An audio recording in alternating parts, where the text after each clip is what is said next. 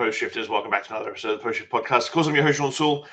Today, I've been very lucky that we're meant to cross over at the Montreal Cocktail Fest this year, but trying to podcast at Montreal Cocktail Fest and like a 3-day insane like cross-pollination of information and knowledge, and it's like trying to podcast at Tails. It's just not going to happen properly. So we were supposed to catch up with Kevin Kos. He was judging a cocktail competition there. Did a session as well. But thank you so much for your time, Kevin. Thank you. Welcome to the show. Thank you so much for having me.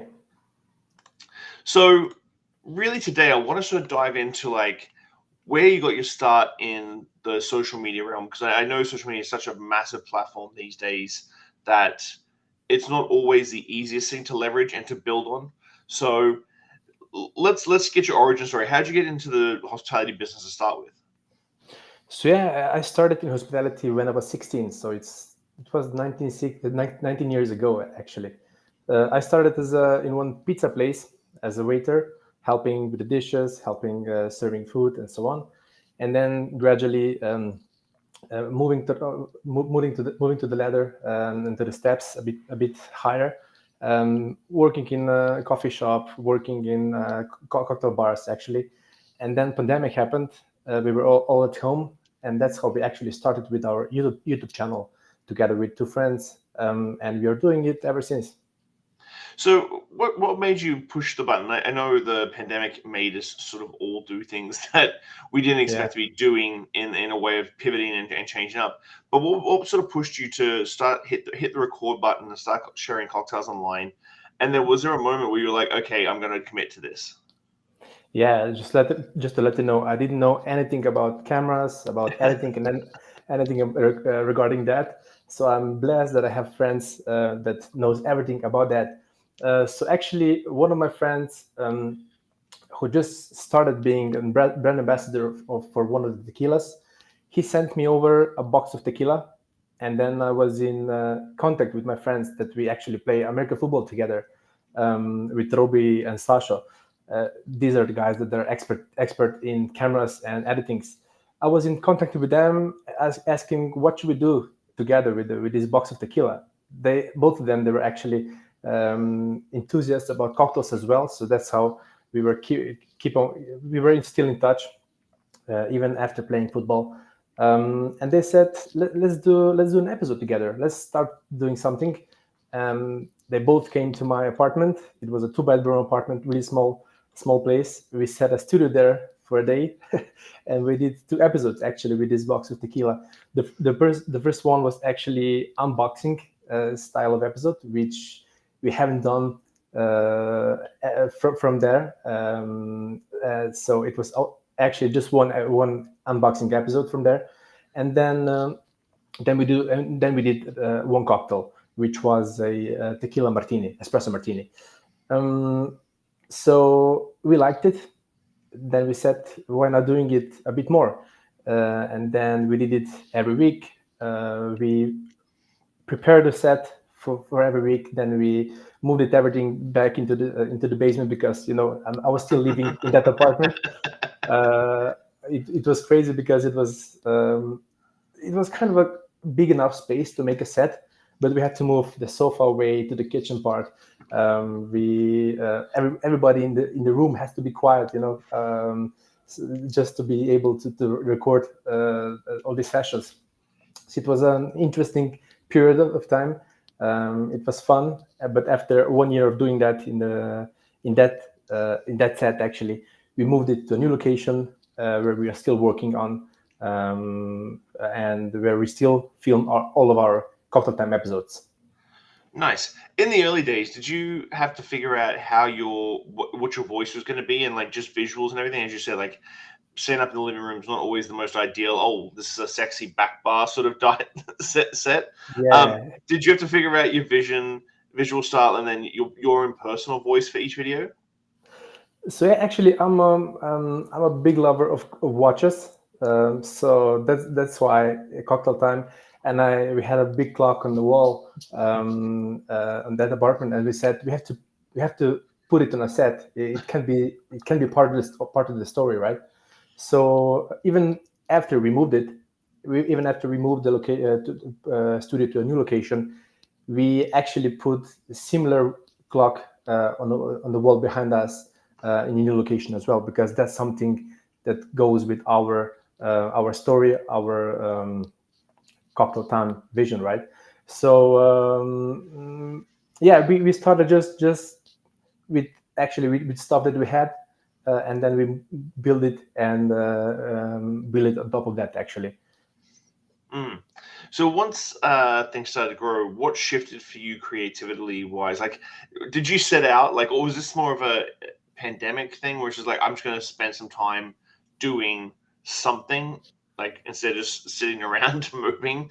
Um, what was it? The shift creatively, where you're like, okay, well, I can keep doing this regularly. This is something that I can keep pushing on and building on, to sort of put pressure on you to perform and fuel more experimentation.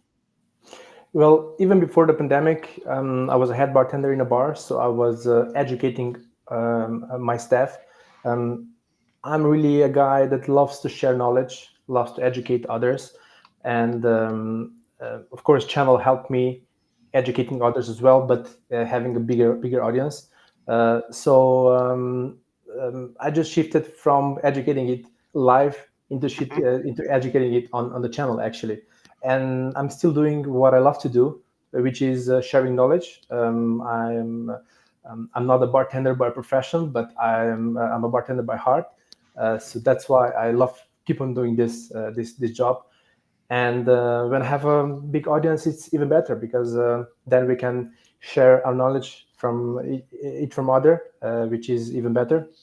So yeah, I have to say that I'm blessed that I have this job.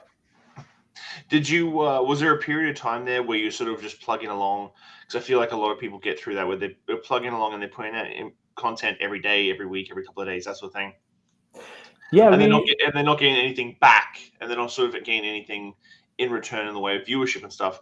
Was there a period there that you sort of had, or do you sort of like click and everything sort of like lit a fuse, just good timing and serendipity? Yeah, well, in the beginning, of course, there wasn't thousands of views per episode. It was just a couple of them. Also, from the start, we were kind of figuring out what our content is gonna be. Right in the beginning, we were like just showing cocktails without actually teaching how every part of the ingredient is made. Right, and then we said, okay, we have to go more in depth about how cocktail is made, how each of the ingredient is made, and that's how we made all of the episodes longer. Content started to become more educational than it was before. And then views started to grow as well, because then we figured out, okay, we are becoming an educational content, educational social media. So we have to show everything into a T. So in the beginning, we didn't know what we have to do in order to succeed in this channel, in this platform. As you know, YouTube is quite hard, quite a challenging platform, let's say. But we figured out in the process. So I think that's the way to do it, because you just have to start, and then you'll kind of figure out through the process what to do, what is your audience, what your audience wants from you as well. So nobody's gonna know everything from the start. So you learn from trial and errors, just like we did actually.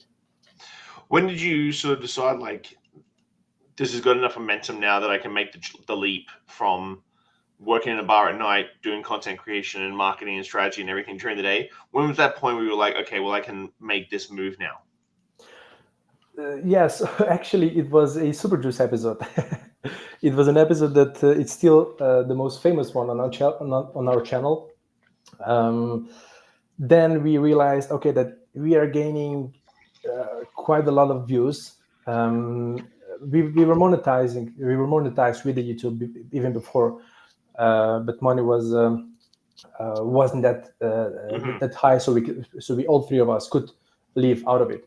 And then after this episode, actually, of course, it didn't just change, switched to from one episode, but it started to grow even more and more and more. So every other episode gained more views. And then we realized, okay, brands reached out to us. They want to work with us as well. Now we have plenty of partners that we work with on a yearly basis, actually, which helps us monetize and be able to work full time cocktail time actually. But yeah, to be honest, actually, I shifted full time to cocktail time last year. So that was 4 year working on cocktail time channel. So 4 years I was working full time on my regular job, being a head bartender, and then a cocktail time channel as well, which also demands a lot of time, a lot of hours work uh, just for the episode to be posted. So, for example, one episode demands approximately 40 to 50 hours in total to be released Wow. on the channel. Yeah, in total, Wow. not just by me, but The whole through the whole team. team. Let's say, yeah. So that's a lot of work. This is almost like a full time job, right? So yeah, last year on February, I decided that the channel is generating enough money for me and my family and all three of us to be able to survive and to live out of the channel. Of course, not from only from monetizing it through the YouTube, but also partnerships, Hmm. Patreon, and so on, multiple incomes. So then we realized, okay, then we can move more, then we can push more effort into the channel and work only on that without doing everything rest. Yeah, did you find that you had to sort of change your mindset? Because I feel a lot of people in the hospitality industry have a mindset like when we do these projects, they're very passion driven, very like, this is what I want to put out myself and then sort of give to the industry and give to people who want to follow the industry. Is there a mindset change for you when it came to actually like making this a business where it's like, okay, like I need to make X amount of dollars for our company to actually exist and keep doing what we love? Was there a mindset twitch that you had to sort of like click into and really focus on to make that work? Yeah, in terms of income, with doing the social media, the income is not steady every month, Mhm, right? There's a lot of ups and downs. So when you have to also be a businessman doing this, right? mhm. You have to understand the money and influence of money regarding that as well. And when you're understanding this, when you can calculate how much actually how much money you need in a yearly base for the business to be able to survive, and for you as well to be able to work, and then that's how actually I figured out, okay, that's enough of income that I can only work on that. And yeah, that's how I shifted then, like, basically. And I was lucky enough also that I worked with them when in a previous job when I was head bartender. Mm, I had my boss who was really into finance and all of that stuff, and he taught me a lot of things with that. mhm. Before going to work in this cocktail bar, I didn't know anything about it. Well, actually, just a little bit, let's say. But he taught me everything, and then I'm seeing all this stuff business wise as well, which helps me going full time stuff like that. Nice. So when it comes to your R&D episodes, like, are you just absorbing so much content, like just watching reel after reel after reel, like looking for new techniques that are coming out, and then either like like tweaking them, dialing them in, and sort of like showing them in your style to your market? Um, how do you find that sort of like baseline for R&D for the next thing? Like talk about Super Juice. Super Juice obviously blew up, and you can just that's an endless rabbit hole. Like as we're talking in the green room, like we do kumquat super juice because we can make 20 liters of super juice out of 2 punnets of kumquats. We use that for ice and a shot in the dumpling shop. But where's your sort of like where's your seed where you see some R&D and then sort of sit down and start figuring it out? Yeah, of course. I'm learning from others as well. So I'm consuming other content too. I am attending a lot of master classes during bar shows, which helps me um, being on the loop with all the techniques and everything, so I can then show on my channel as well. Sometimes bartenders are reaching out to me with some new technique, new idea. If I'm Mm, able to show it on the channel too, right? So it depends. Actually, it's like just like I said in the beginning. The business is great. This business is great and it's beautiful because we are sharing knowledge from each other, and that's how knowledge actually grows. We're sharing it. So as much as I'm teaching others, I'm learning from others as well. So yeah, attending master classes from others, bar shows, consuming content from others as well, and that's how I get inspired about the next episode, let's say. So it depends actually. It depends on various things, but yeah, that's how I do my R&D. Do you have a team? Do you have a team now, or is it just yourself still? Sort of like, obviously, as you said, your friends are the camera guys editing, like Wonder Wizards. Do they sort of give you feedback on any of your R&D, or do you have a couple of people that you bounce stuff off, or is it just still you, notepad in an office somewhere? Yeah, so actually, all these cocktails, I'm doing it by myself at home. So my wife is helping me with the with trying the drinks and letting me know if they're good or not. So yeah, I'm doing it at home, and then of course the team. We are working on this together for 5 years, so they already developed the taste and developed the skill for trying all these ingredients in cocktails. So they already know a lot of stuff. So yeah, we're actually three of us together from the start. Me, Wow. Robbie Fisher, and Sasha Weber, working ever since. And then three guys also joined us to the team. So actually, we are six of us working on this project, but three of us full time and three of them working remotely on different aspects of cocktail time. But yeah, regarding cocktails, trying them is just three of us that works on the small studio near Maribor in Slovenia that we can get to try all these drinks. So when it does come to content, obviously you've got your team and stuff like that, but when you start traveling, so I know that when you travel to Montreal Cocktail Fest, it's not like you're bringing along a whole bunch of people with you to sort of like film thing, like you judging the cocktail competitions, speaking stuff like that. How do you, on a personal level, sort of balance out that sustainable, long-term nature of like making sure that you're creating content, not just from your really edited up, polished videos, but also like organic sort of posts? Yeah. So when I'm traveling, I'm having my phone and then filming the, let's say, short content, just using my phone. Then I bring it back with me and then put down all the notes and everything that I want to show on Instagram, YouTube Short, and so on. And then we edit this. And I don't have the whole team with me because that would be impossible, right? But yeah, because I'm traveling quite a lot, we have to, and we're still trying to put the content every week, if not every second week, on the channel. We are trying to film the content in advance whenever I'm on the road, just to have everything set and ready whenever I'm out. So usually, even if I'm traveling, I'm still working on cocktail time. I'm still having my laptop with me, putting content in the hotel room or wherever I have Wi-Fi or something. So yeah, it's all well connected. Um, we even though I'm traveling a lot, we still want to be consistent with the content.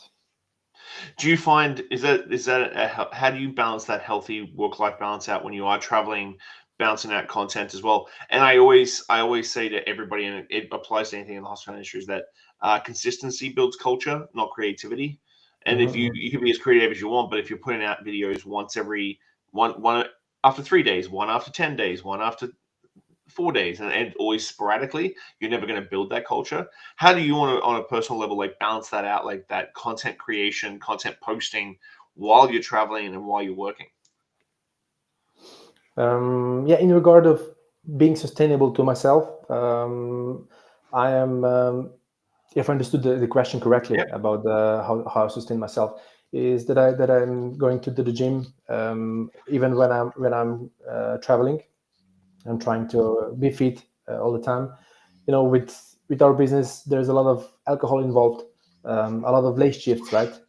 Less sleep and so on. So we have to drink a lot of water. We have to sustain our body as well. So this is something I'm doing as well whenever I'm traveling too, and of course at home too.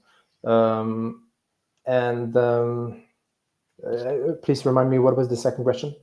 Just how are you sort of organizing your day when you're traveling, about like content creation, content posting, those sort of things? How do you organize that? Yeah, it depends actually on the travel. Sometimes whenever I'm traveling with some brand partner, it's way different than whenever I'm going to some bar show or something.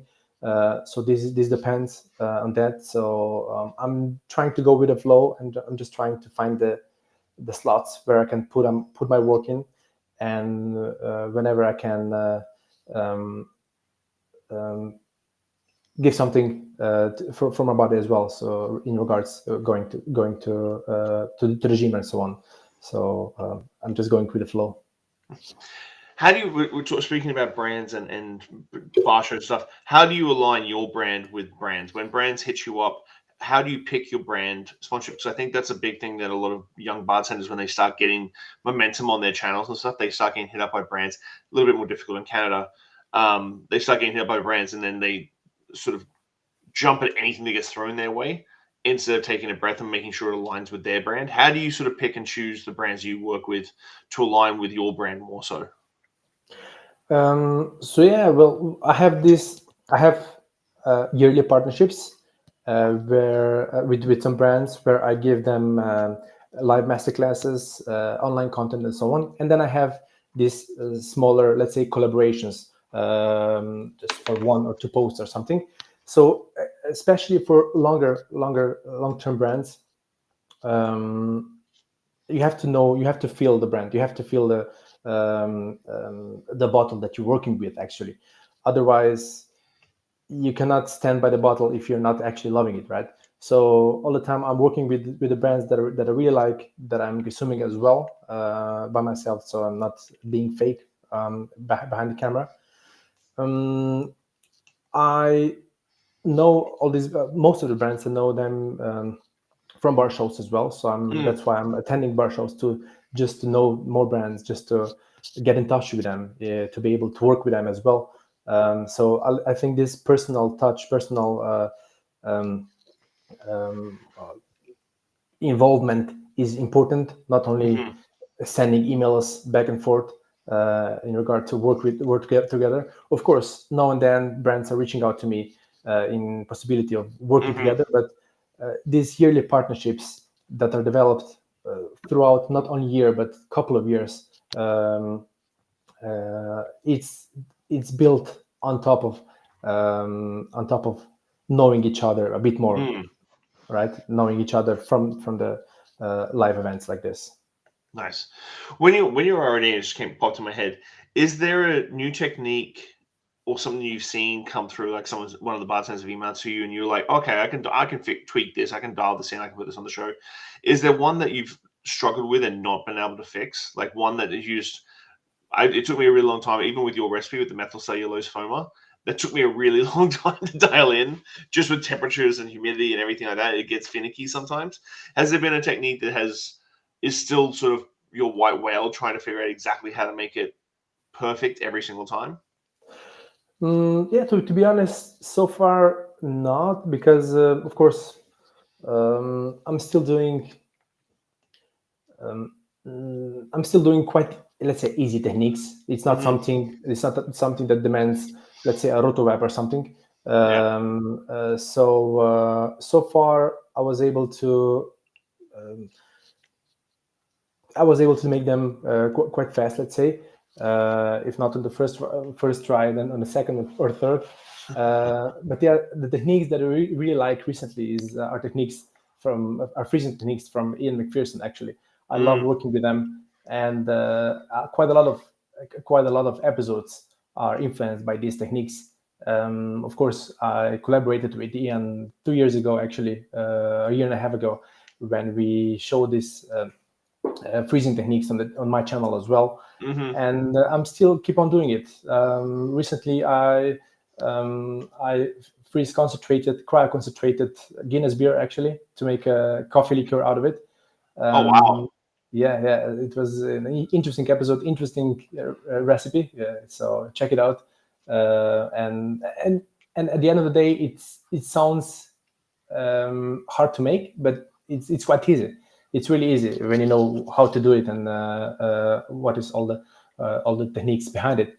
So Lately I'm influenced by the by Ian the most, let's say, but I'm not using RotoWeb because I don't have Yeah. it. Also, majority of my audience doesn't have it as well. Of course, the best bars in the world have it, that's for sure. But I'm trying to keep it simple, not overcomplicate with all these expensive techniques, because not everybody can afford it.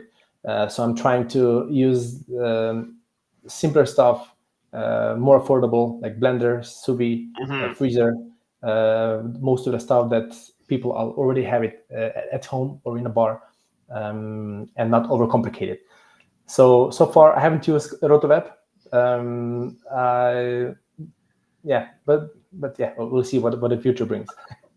Yeah, as soon as Spinzall is under $1,000 a piece of equipment, then we can possibly talk about Spinzall. Did you look back and expect the Super Juice episode to go as viral as it did, and why do you think it did? I didn't expect that, to be honest. So and now looking back to see how actually went viral, it makes, in a way, it makes sense, because it helps people be more consistent with drink, spend less money on citruses, make better drinks, super juice faster, right? You don't have to juice all these citruses by your hand and squeeze them, and actually you can get much more juice out of a couple of citrus, actually. It's easy, it's efficient. You can use for cocktails, you can use for lemonades, you can use it in kitchen as well. So that's why this episode reached broader audience. It's not only for it's not only for bartenders, but it's also for home enthusiasts, for someone at home making lemonade, or a chef maybe. So that's why I think this episode performed as it did, and it will be quite hard to achieve something similar with any other technique, any other episode. So I'm still looking for the ingredient of the recipe that's gonna perform the same as the super juice. Hopefully, I'm gonna get there, but I think the super juice is the one that helps more people in all this stuff that I noticed. Well, actually, I also met a couple of guys when traveling around, and they told me how much the money actually they save using this technique. Oh wow! Yeah, and one guy told me that he saved like 5,000 euros per year using this technique, which is like crazy, right? This is a lot of money per bar, right? Just to save that a lot of money just using one simple technique, and it makes me really happy. Have you had any videos go close to as viral as the Super Juice one that you were like, oh, maybe this is sticking out? Yeah, well, one of them is near 500,000, but none of them is actually as high as Super Juice. Well, actually, I'm just gonna check it out, because that's a good question. I want to know that too. What is the latest analytics about the videos? Let's see that.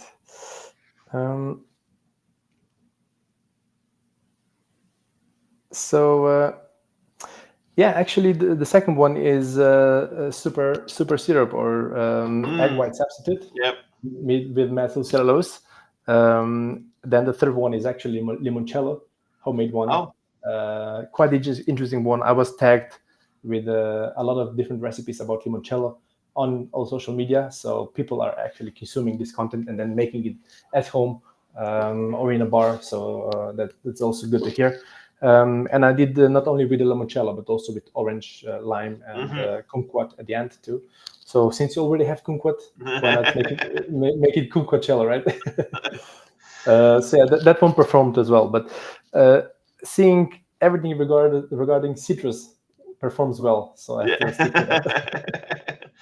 That's fantastic. Is your plan to keep building out you're not just only your personal brand, but your whole company to, as you said, you're doing videos and content for other brands and stuff like that, but like building like a content agency for people to hire you? Is that something to be asked upon of you? So far, I haven't think of that. We still have a lot of projects that we want to finish on cocktail time. So so far I haven't think of agency actually. That's a good idea, but yeah, maybe in future. but for now we are gonna build a lot of stuff on Kevin Kos website. On kevinkos.com there is a lot of calculators that helps bartenders doing batching cocktails, homemade liqueurs, super juices, syrups, and so on. So everything is up there. We're trying to build this website a bit more. There's gonna be courses as well on the website, hopefully in the near future, and a lot of exciting projects as well. So we are gonna build on the website as well. That this is our goal. Nice. So for the next 6 months, like we've just passed the middle of the year, but what's your plan for the next 6 months till the end of 2025?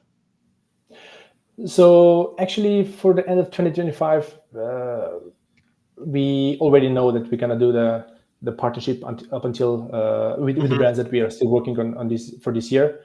So nothing big up until the end of this year. Maybe couple of additions for the website, but from the beginning of 2026, we are planning to do more on that.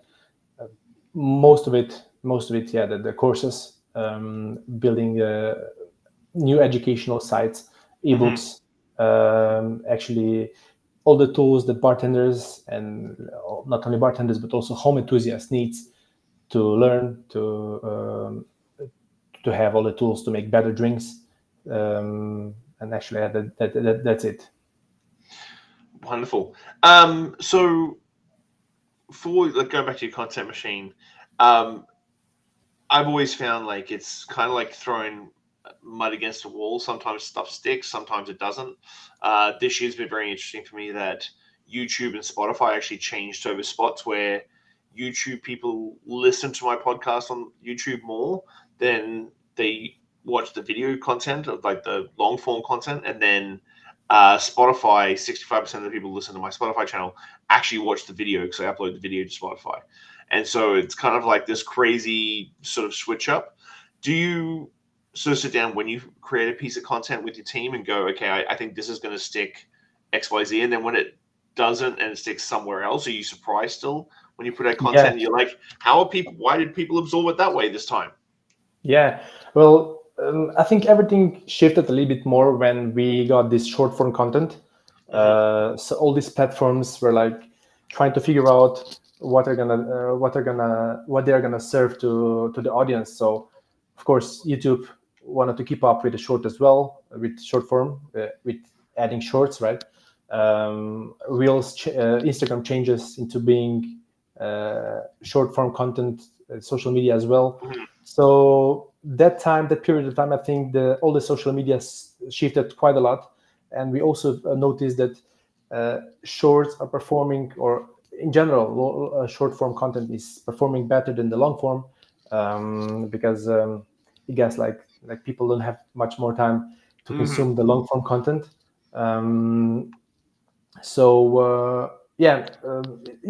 It's quite challenging. You never know which episode is going to perform and which one won't. So we still, even after 5 years, don't have this recipe about which one's going to perform better than other. So yeah, we are still trying to keep on with the pace, trying to film as much as we can, put it on there, and just see how it's going to perform. Even if there's like less people watching it, we still know that there are quite a lot of professional bartenders watching it, and that's going to help them with their business. And this is something that we're happy about. And at the end of the day, even though sometimes if we don't succeed, or if we don't achieve, let's say, 1 million views, we still succeed in a way, helping others, helping bars, and at the end of the day, helping customers to get the better cocktails. What platform is your strongest one? Do you find, like, because you do TikToks, Instagram, well, we YouTube? we tried TikToks. It didn't work well with us. So far we didn't find our audience there. We're gonna we're gonna keep on trying, but focus is still on YouTube for now for us. So the main focus is YouTube. So long form content. This is something that we enjoy working on. It's much natural to work on long form content. You can talk about different techniques, everything more in depth, because you have plenty of more minutes than you have in short form. So we love working on long form content, but we can then use that for making short form. So still focus is on YouTube, the long form. Also focus is also on cinematography, because the guys are really great at, and you can really shine with the cinematography whenever you're doing long form, right? So YouTube is the main focus, and then we are spreading this into YouTube Shorts, YouTube, Instagram Reels, and we're gonna keep on trying with TikToks in futures, but yeah, we'll see for now. Yeah, TikTok has always been interesting for me because of the direction. I always feel like Instagram and Facebook, you're telling your clientele what you want them to know, and then TikTok is reversed. TikTok is your clientele telling you how they perceive your brand. It's a very interesting medium, and I did have early success on TikTok, but it was for videos that I would put up, and I was just like, it was early days, so it was like mine was all classic cocktails in under a minute, because it was the minute long thing. No editing, one shot, one take. If it went over a minute, start again. And so doing like mint juleps and Ramoshin fizzes and crazy cocktails in a minute was a lot of fun. And I actually, when it even went longer, I didn't change up the under a minute thing.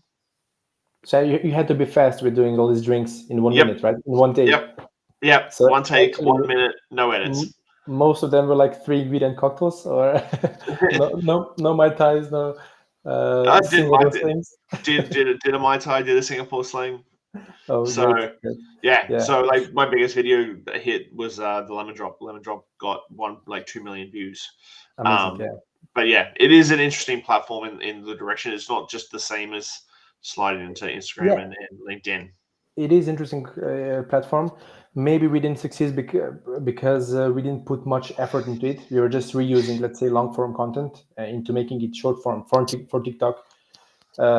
Because when the focus is on YouTube, and then the focus is on website and also on Instagram, there's not much more time left to make to work on the third or fourth social media.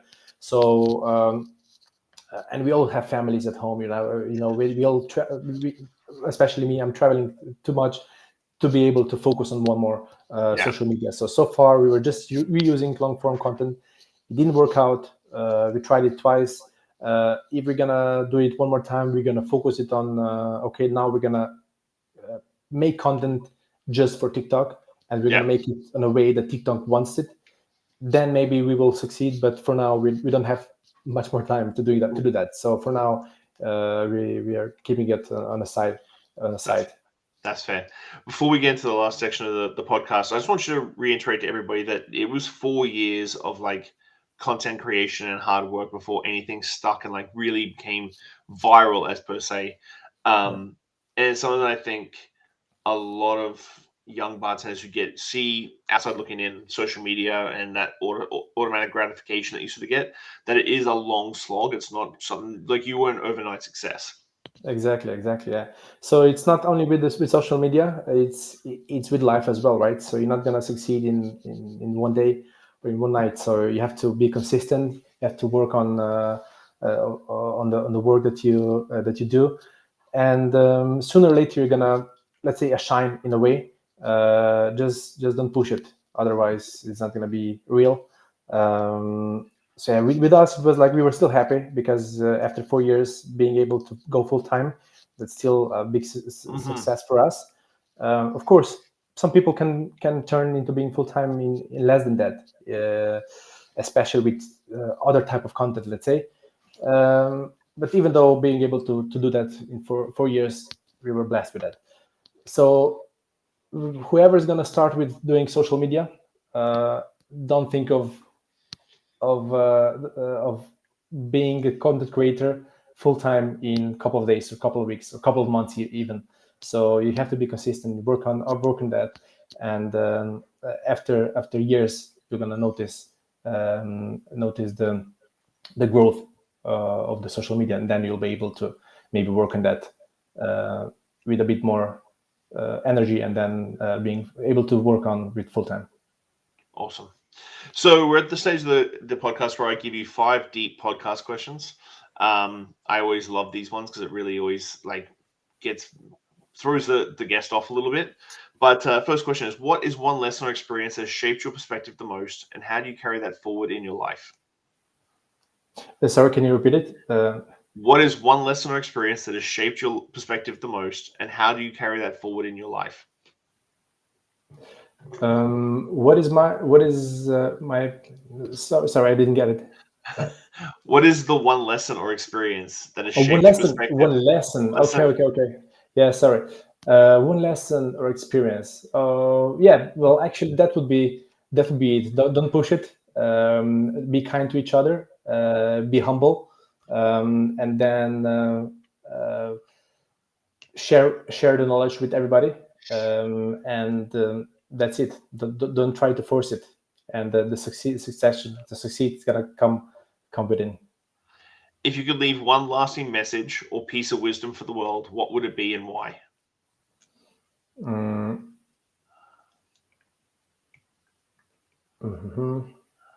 That's a good one.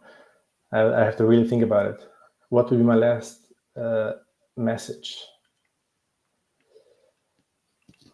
Again, I would just say stay humble, and that's it. That would be my message.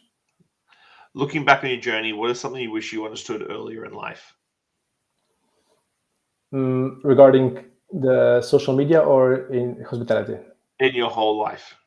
In my whole life. Oh, these are deep questions. the ones I wasn't prepared for. What would my, yeah,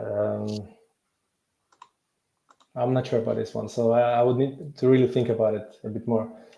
What would be my? What would I actually change it in my life? So far, I don't have an answer to this one. Sorry. See, that's not a bad thing. That's not a bad thing at all.